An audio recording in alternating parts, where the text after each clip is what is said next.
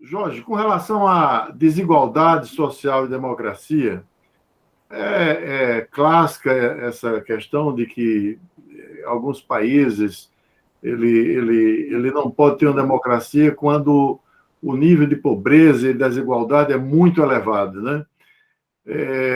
No século XXI, nós temos aqui, no caso do Brasil, eu digo assim, tem uma densa crosta de desigualdade estrutural a ser superada, a ser vencida, né?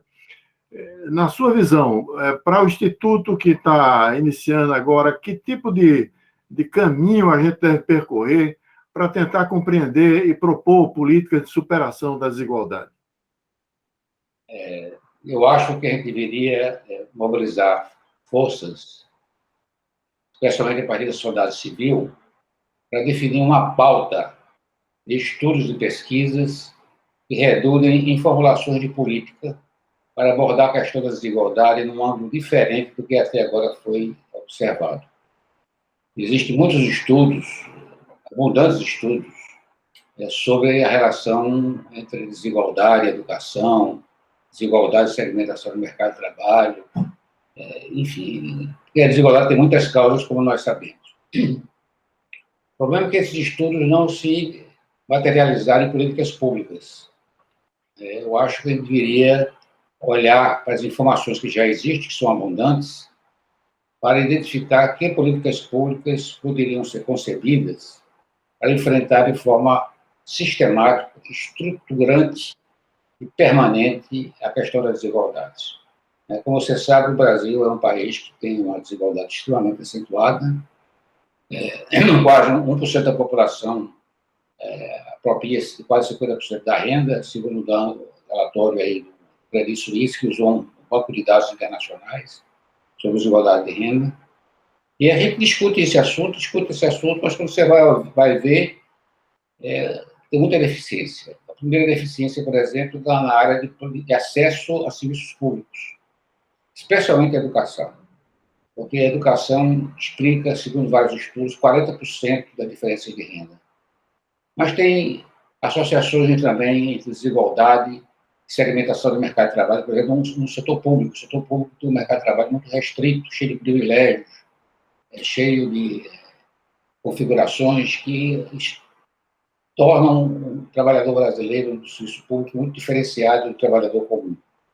Então, eu acho que a gente tem que começar a praticar a política pública. Eu acho que colocar em prática. E para colocar em prática, você precisa de dois requisitos fundamentais. Precisa ter foco, a política tem que ter um foco bem definido, e esse foco tem que ser acompanhado com indicadores de efetividade, e tem que ter permanência e uma estruturação financeira que garanta ela como política de Estado, não como política de governo. E isso que tem a ver com a democracia. Quando você coloca políticas como políticas de Estado, ela independe do presidente de plantão. Ela continua, governo após governo, porque ela tem um objetivo estratégico, ela tem instrumentos, ela tem forma de monitoramento, e isso permite que a política alcance seu objetivo. Eu dou um exemplo no Brasil. A Bolsa Família, por exemplo, é uma política que não está na Constituição. Ela não tem um caráter permanente. O BPC está, o benefício de prestação continuada, mas o Bolsa Família não está. Se um governante de plantão resolver extinguir o Bolsa Família, ele pode ser extinto sem precisar passar pelo Congresso, muito menos em duas votações, em duas casas, com 2/3 dos parlamentares. Mas a Bolsa Família é um programa extremamente bem focado. Todas as avaliações que foram feitas até agora do Bolsa Família são extremamente elogiosas da maneira como ele é bem focado. Mas existem outros programas que não são bem focados. Dou um exemplo do programa do abono salarial. É um programa anual, está na Constituição, é um programa difícil de ser retirado, e concede um abono para pessoas que ganham até 2 salários mínimos. Não está focado na pobreza.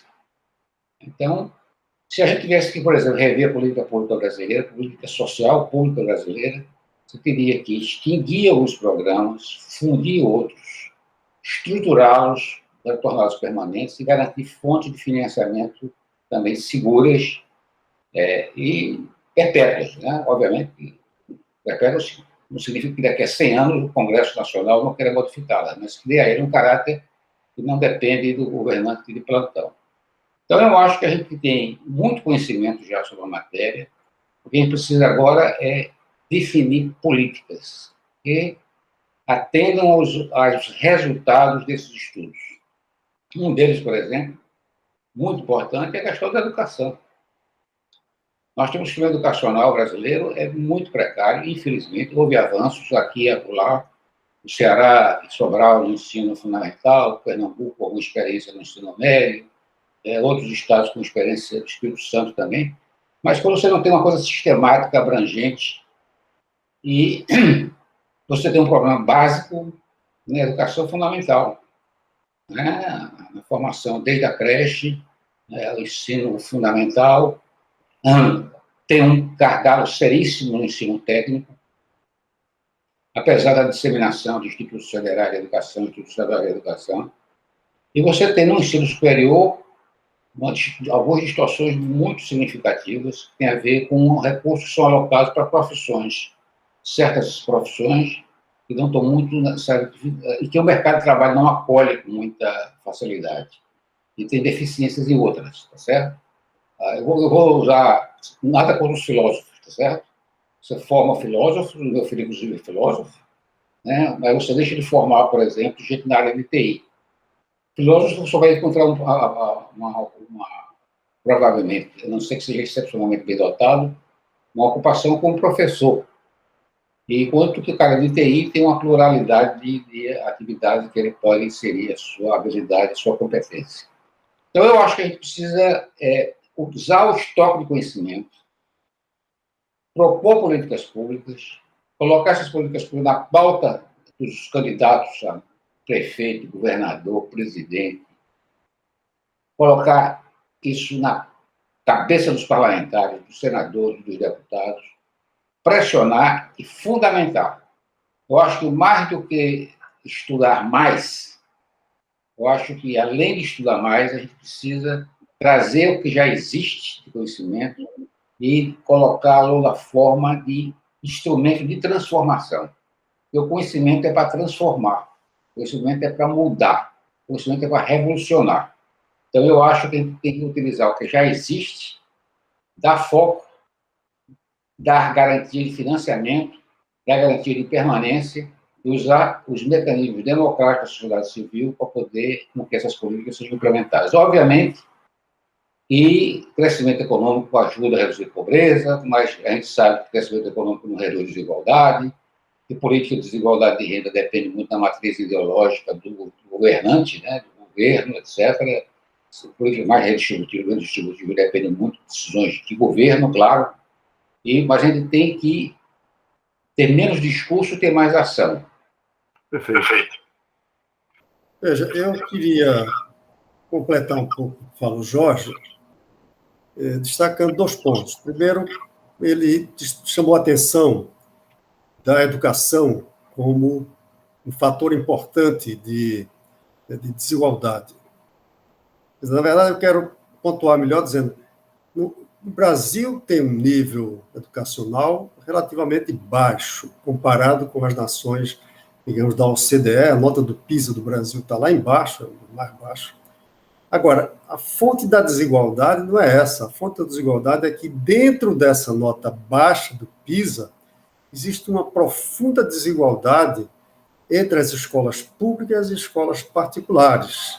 Quando você olha a nota do IDEB, nas escolas públicas, embora tenha algumas melhores do que outras, mas, na média, eles estão 1,5 a 2 pontos abaixo da nota média do ensino particular. Então, aí é que está a base que vai construir a desigualdade no futuro, e é, como o Jorge chamou a atenção, estrutural, esse é um fator estrutural. Aí, veja, eu aí queria puxar para a questão da democracia. O investimento em educação, ele não interessa muito aos políticos populistas, porque, na verdade, ele vai reduzir a desigualdade de renda lá na frente, a desigualdade social lá na frente e vai dar conhecimento, informação, possibilidade dos cidadãos avaliarem melhor as informações que são veiculadas pelo sistema formal de comunicação, ou mesmo pelas redes sociais, o que não interessa aos populistas. Os populistas interessam são alguns programas mais simples, de impacto imediato e que, como Jorge chamou a atenção, comprometa com o doador. É mais um assistencialismo do que uma mudança. Isso é a cara do Bolsa Família, porque ele é rápido, você bota dinheiro na mão das pessoas, reduz a sua... Não reduz um pouco a desigualdade, mas você joga alguns 70, 170, 200 reais por mês na mão do cidadão, melhora, resolve a dor mais profunda da miséria, e é imediato. E ainda tem um dono. O que Jorge está propondo é que isso vá para a Constituição para deixar de ter um dono, não é, Jorge? Deixar de ser Lula ou Jair Bolsonaro, ou seja, quem for.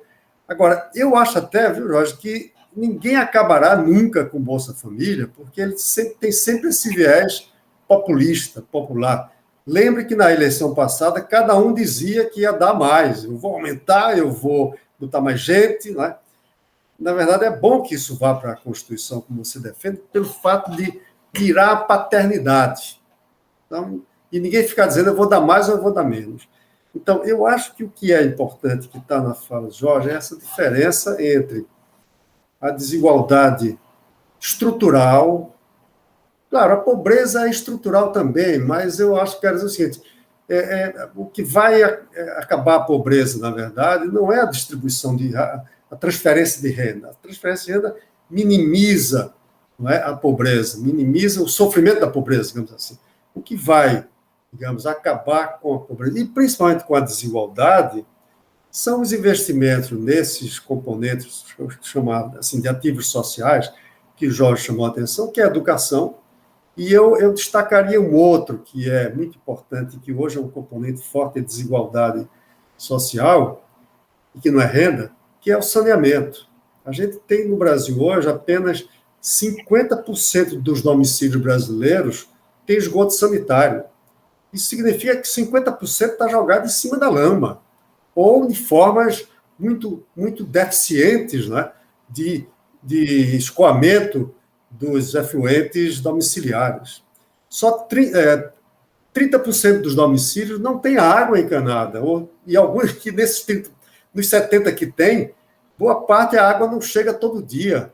Você vê aqui mesmo na região metropolitana de Recife o desmantelo que a água chega 1 ou 2 vezes por semana quando chega. Então, esse investimento estruturador que reduz a desigualdade no acesso aos serviços sociais, como falou Jorge, eles são de maturação lenta, são pouco visíveis.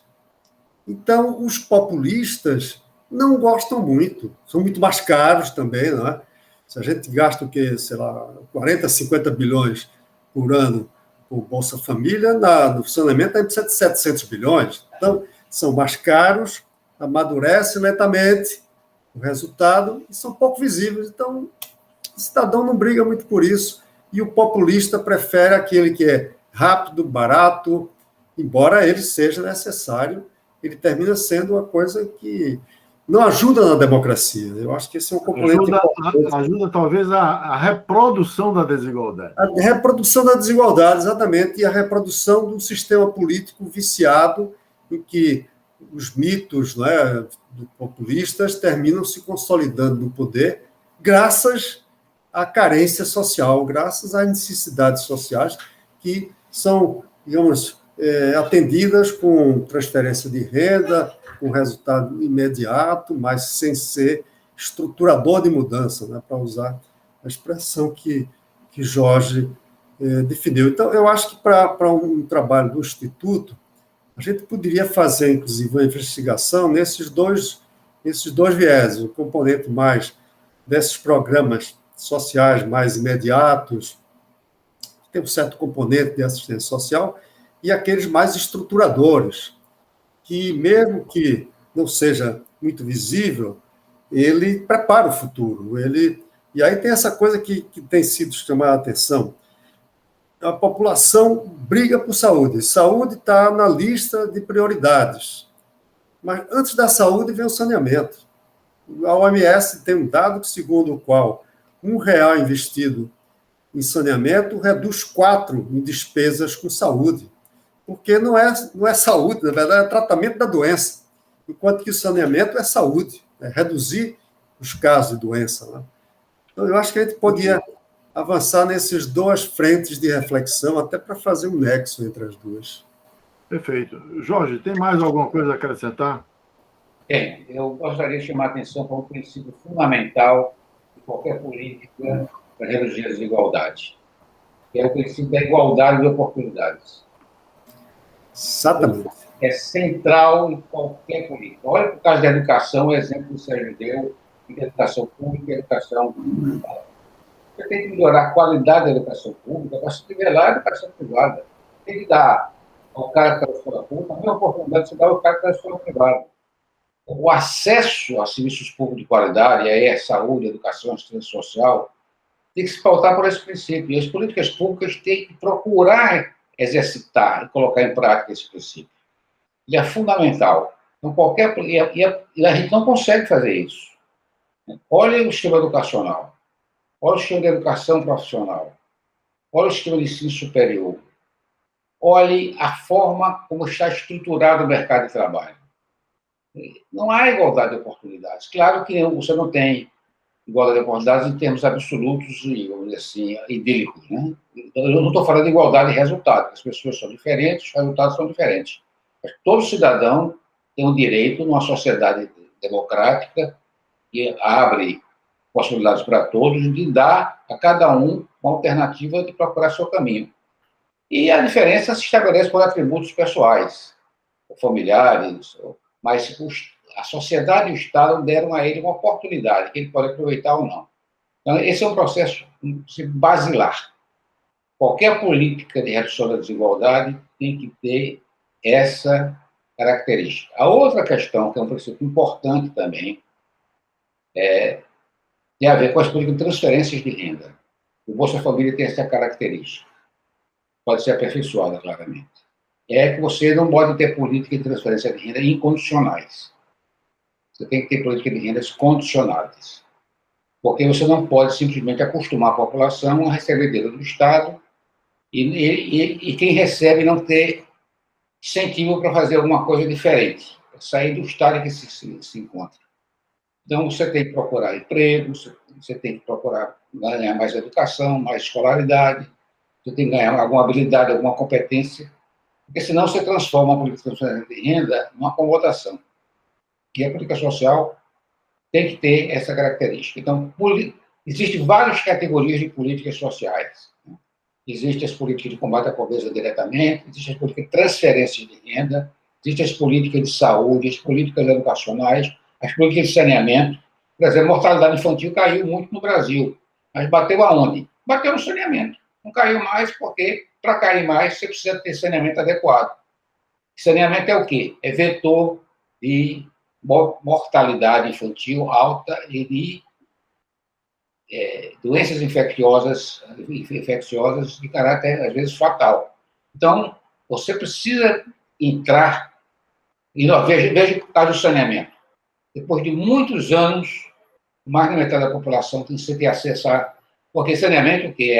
É a adução de água limpa, remoção de água suja. Nós somos mais eficientes na adução de água limpa e muito deficientes na remoção da água suja. E ela é um vetor de doenças importantíssimas sobretudo para a primeira infância, para a comunidade inteira desse país. Então, política de saúde estrutural tem que ter política de saneamento importante. Agora é que se avançou um pouco, está se quebrando o monopólio estatal na área de saneamento, esse novo marco legal do saneamento, em discussão há anos, tem parcerias públicas-privadas para poder aumentar isso. Tudo isso é política pública. E quando você tem uma população mais saudável, com menos doença, ela tem menos problemas cognitivos, ela tem menos falta à escola, ela tem maior produtividade no aprendizado, ela tem maior capacidade de buscar ir ao mercado de trabalho. Então, todas essas são políticas importantes. que fortalece o princípio da igualdade de oportunidades e melhora o acesso aos serviços públicos essenciais. E aí eu repito uma coisa que todos nós compartilhamos: o Estado é importante no sentido que ele é, por essência, aquela instituição que deve promover o princípio da igualdade de oportunidade. O Estado, da minha concepção, não tem que estar preocupado com produzir certos bens, né? Eu acho que o Estado tem que se concentrar na melhoria da qualidade do serviço público e na igualdade de oportunidades para que as desigualdades possam ser reduzidas. Perfeito, Jorge. Sérgio, tem mais alguma coisa a acrescentar? Não, eu concordo integralmente. Eu acho que o Jorge chamou a atenção desse componente, que eu acho que é o ponto de partida, digamos, a base de qualquer reflexão sobre desenvolvimento social é busca de oferecer igualdade de oportunidades a todos. Ok. As pessoas não serão iguais, as pessoas não são iguais, mas elas têm que ter a oportunidade de partida igual. Depois, cada um faz a sua história, cada um faz o seu destino. Mas, sem isso, o que a gente vê hoje é que o ponto de partida é tão desigual que a chegada não pode ser também mais igualitária. Deixa eu dar só um exemplo disso que o Sérgio falou agora. Há estudos que mostram que a desigualdade educacional aos 14 anos, né? Escola pública, escola privada, com evasão, etc., é determinante a desigualdade de renda nos anos restantes após os 14 anos na vida do cidadão. Perfeito. Eu vejo que o Instituto ele tem um desafio grande pela frente e que acho que a produção, o resultado das pesquisas, dos seminários, do trabalho, ela deve ter dois públicos-alvo.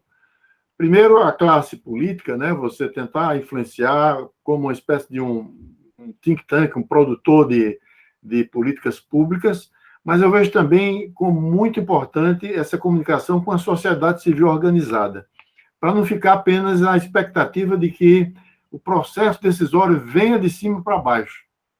Eu acho que eu tenho falado sempre aqui na transversalidade digital, ou seja, todo e qualquer produto produzido pelo Instituto, ele tem que ser trabalhado como um material de vídeo, tá, em vários formatos, para que a gente possa espraiar o máximo pelas mídias sociais, sob forma de debate, sob forma de disseminação de questões que são questões cruciais e que muitas vezes elas são até discutidas na base da paixão ideológica e que gera mais a polarização ideológica do que soluções.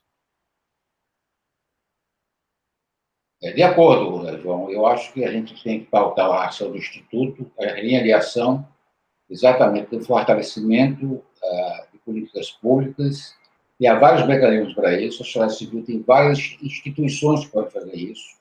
Tem a instituição do terceiro setor, tem a nossa representação parlamentar que pode ter acesso. A gente tem que fazer uma pressão seletiva de qualidade junto aos tomadores de decisão e oferecer alternativas. Eu acho que o Instituto pode dar uma grande contribuição, complementando a ação de agências internacionais, de universidades, institutos de pesquisa de outra natureza, mas, sobretudo, vinculando a atividade de fortalecimento das políticas públicas de desenvolvimento social e redução das desigualdades à democracia. Porque já sabe, desigualdade pode ser manipulada por populistas déspotas. E o mundo está cheio de exemplos disso, não é de agora, não, desde o século XIX, século XVIII. Perfeito. Então, vamos trabalhar. Eu agradeço a participação dos dois e até o próximo encontro. Então, um abraço. Obrigado, um abraço a todos.